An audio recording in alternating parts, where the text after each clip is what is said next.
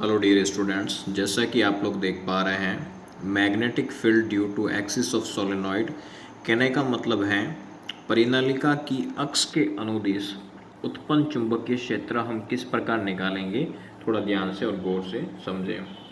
First dear students, हम क्या करेंगे, यहाँ पे एक पी क्यू आर एस का एक हम आयताकार लूप लेंगे रेक्टेंगुलर शेप के अंदर, जिस प्रकार मैं आपके सामने यूँ बनाऊंगा अभी इस प्रकार। ठीक है, जिसको मैंने क्या नाम दे दिया, पी क्यू आर और एस नाम दे दिया यहाँ पे। ठीक है, तो बिल्कुल मैंने इस प्रकार का एक लूप बना दिया यहाँ पे। फिर मैंने क्या किया, यहाँ पे जो आपको पी क्यू एक साइड दिख रही है, जो भुजा दिख रही है यहाँ पे, तो इसको मैंने पी क्यू नाम दिया और इसके साथ में इसकी जो लंबाई है, लंबाई को मैंने क्या नाम दे दिया बेटा, एल दे दिया। क्या दे दिया, एल। फिर मैंने क्या एक कंडीशन बना दी, क्या बना दी यहाँ पे एक कंडीशन। कंडीशन कैसे, मैंने लिखा यहाँ पे माना लेट किया हमने, जो यूनिट लेंथ होती है यहाँ पे, और उसी यूनिट लेंथ पर हमने कितने नंबर ऑफ रिवोल्यूशंस, कहने का मतलब है यहाँ पे मैंने यहाँ पे कितने नंबर ऑफ रिवोल्यूशंस फेरे लगाए हैं इसके यहाँ पे यूँ, तो कितने नंबर ऑफ फेरे हैं, तो उसको मैंने यहाँ पे कितना मान लिया, यहाँ पे n मान लिया। क्या मान लिया, n। तो मैं लिखूँगा माना परिनलिका की लंबाई तो हमने l मानी है, और परिनलिका में उपस्थित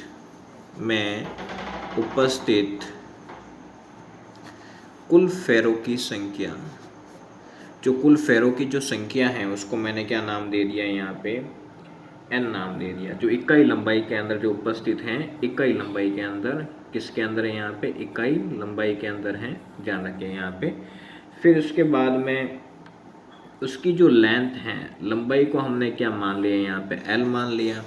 तो टोटल जो फेरों की संख्या निकलेगी यहाँ पे उस एल शेप की, जो पी क्यू जो साइड है यहाँ पे, उसको हम क्या ले लेंगे यहाँ पे n, और दोनों का मल्टीप्लाई कर लेंगे, NL आ जाएगा। और इसको मैं क्या नाम दे दूंगा, कैपिटल N। यहाँ तक मेरे किसी मित्र को दिक्कत नहीं होनी चाहिए। ठीक है भाई, दिक्कत बिल्कुल नहीं। अब हम क्या करेंगे, मान लो कि हर एक जो हमने यहाँ पे फेरा बना रखा है इस प्रकार, माना कि हर फेरे से करंट फ्लो हो रही है। क्या हो रही है, यहाँ पे करंट फ्लो हो रही है। तो मुझे क्या करना है, टोटल करंट निकालनी है। तो टोटल करंट कैसे निकालेंगे, सिग्मा आई समीशन का साइन होता है टोटल करंट का, और करंट फ्लो हो रही है और नंबर ऑफ टर्न्स हमें पता नहीं है, तो हमने कितना मान लिया, n मान लिया। ठीक है, तो sigma I is equal to I, और कैपिटल N कितना, NL है, तो हम क्या ले लेंगे, n और l। तो पूरा क्या आ जाएगा, n l और I आ जाएगा। यहाँ तक किसी मित्र को दिक्कत नहीं होनी चाहिए। अब इसके बाद में डियर स्टूडेंट्स, जो मैग्नेटिक फील्ड इंटेंसिटी होती है वो एक्स एक्सिस के अलोंग क्या होती है, यहाँ पे मैक्सिमम होती है। क्या होती है यहाँ पे, बी मैक्सिमम। और जो डीएल है, जो लेंथ है, दोनों की सेम डायरेक्शन है।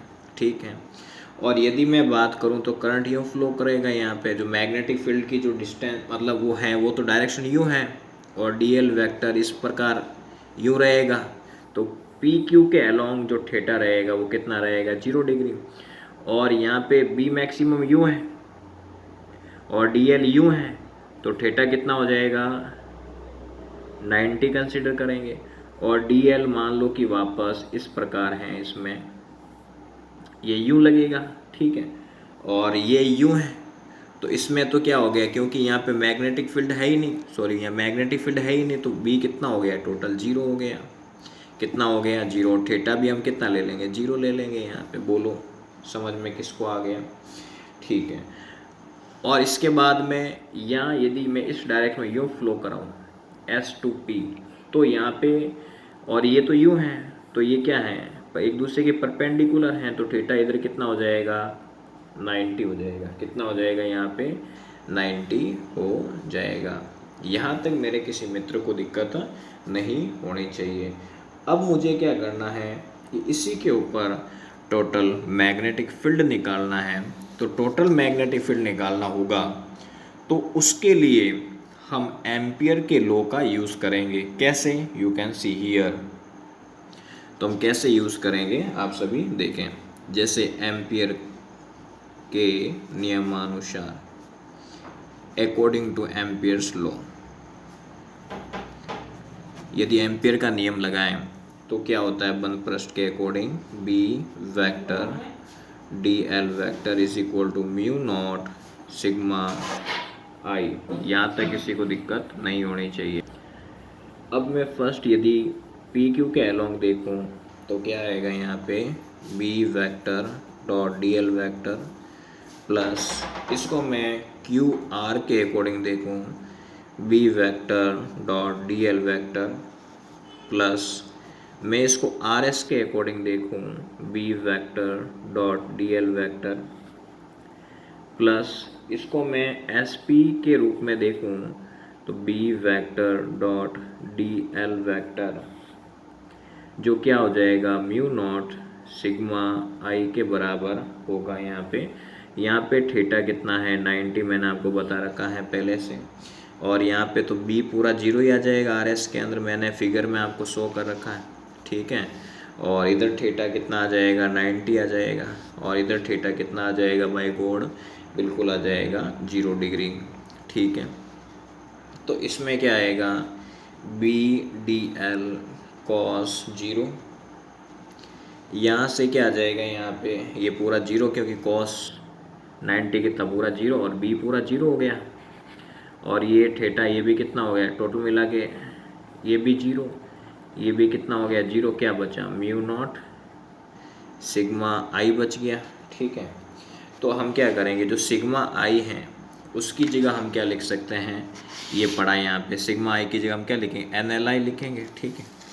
तो हम क्या चलाएंगे इसके आगे, बी और डी एल अंदर रखा, म्यू नॉट, और सिग्मा आई की जगह क्या लिखेंगे, एन एल आई लिख देंगे। यहाँ तक किसी को दिक्कत है क्या, बिल्कुल नहीं होनी चाहिए।